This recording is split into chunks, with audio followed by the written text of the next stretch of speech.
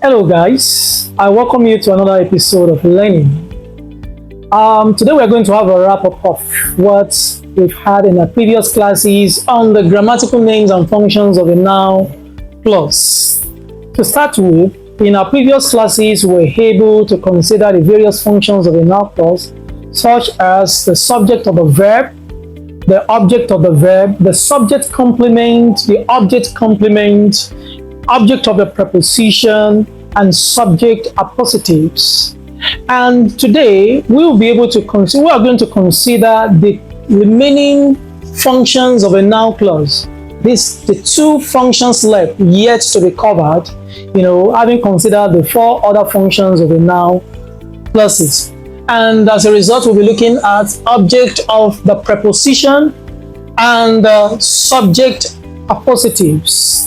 Now, take note, whenever a noun clause is preceded by a preposition, you know what a preposition is. Prepositions are words like to, in, at, behind, and all the likes. Just like the name implies, preposition, it indicates the position of an object, the position of a person, the position of an entity. So, prepositions coming before a noun clause, such noun becomes an object of such preposition. For instance, in our example here, we have one cannot cooperate with people who ain't interested in teamwork. All right, one here is a subject, cannot cooperate is a predicate, and with people who ain't interested in teamwork. Now, take note, people who ain't interested in teamwork is a noun clause, but preceded by a preposition with. Preceded by a preposition with. So, with here comes before people who aren't interested in teamwork. So, we can say such an expression here is an example of a noun clause functioning as an object of the preposition. Now let's look at another example. I am not interested in whatever Alex says.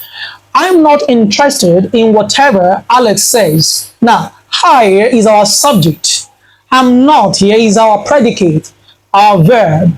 Then interested, I'm not interested is our predicate here.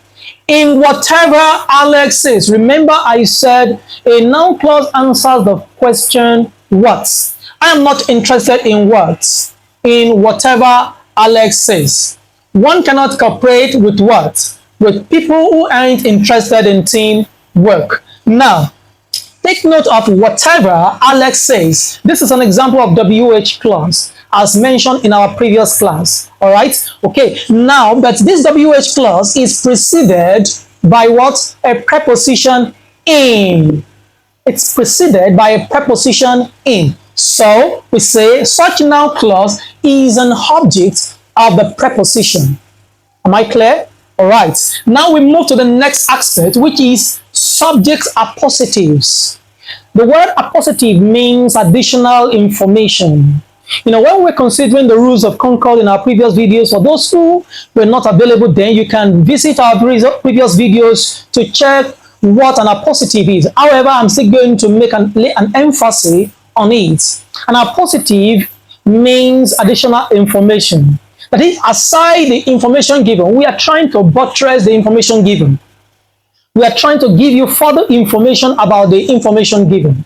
So, and in most cases, it is recognized with a comma, like what we have here, a comma, or with a bracket, like what we have here. Now, let's quickly illustrate this. The problem, comma, that you did not pick up packages delays the entire production.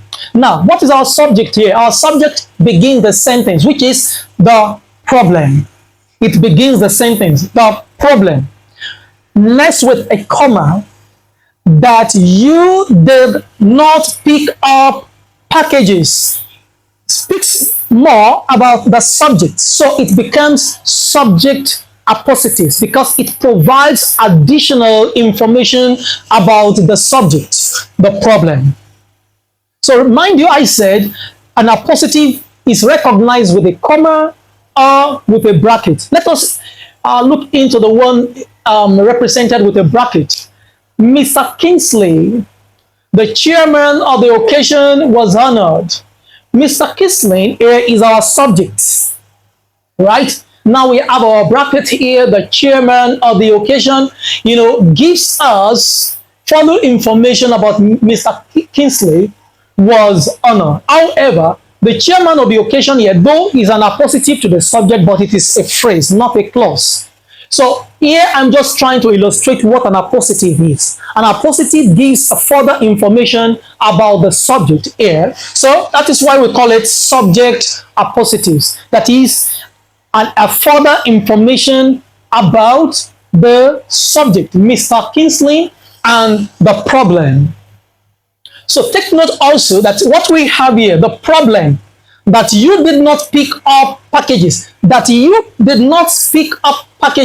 is a noun clause because it answers the question what, and secondly, it is an example of a that noun clause. Remember, we mentioned the various types of a noun clause: the that clause, the to infinitive clause, the WH noun clause, and we also have some other, that is the yes or no interrogative noun clause, and many more that we were able to mention in our previous video.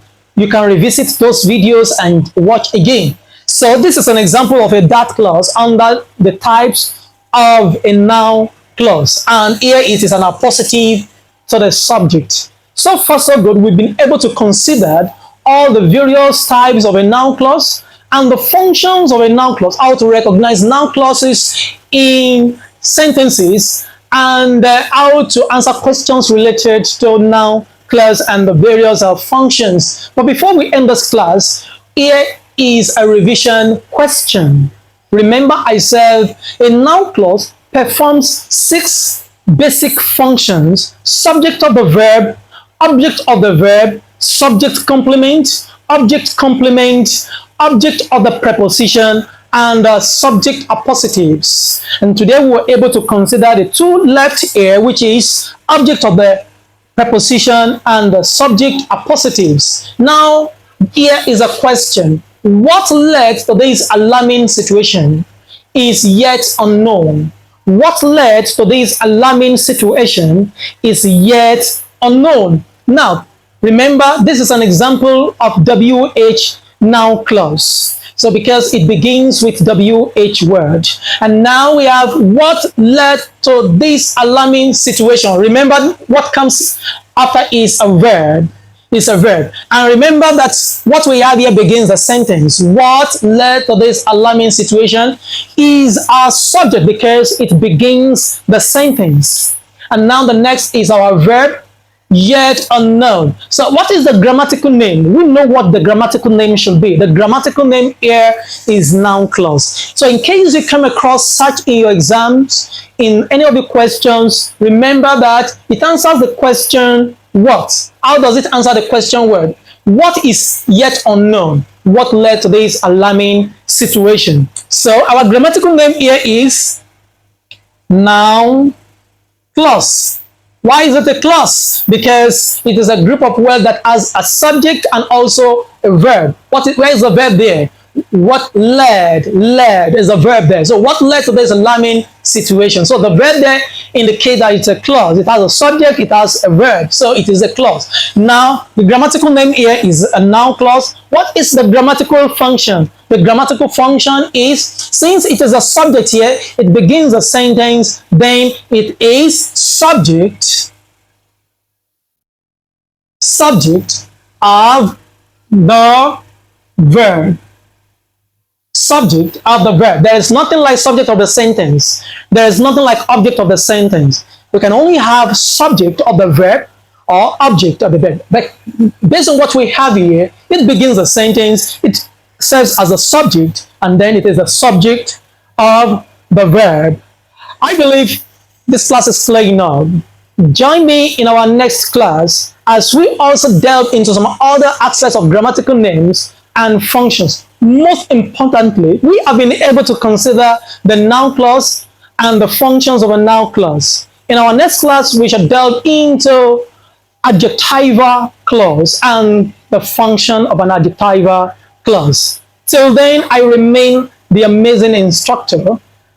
Do remember to subscribe to my channels. Please share, click on the notification bell for more updates. Remember, this is another way we can help one, or two people, to reach out to the basic facts about learning. And as you are doing such, that is your ends of fellowship of love towards the amazing instructor.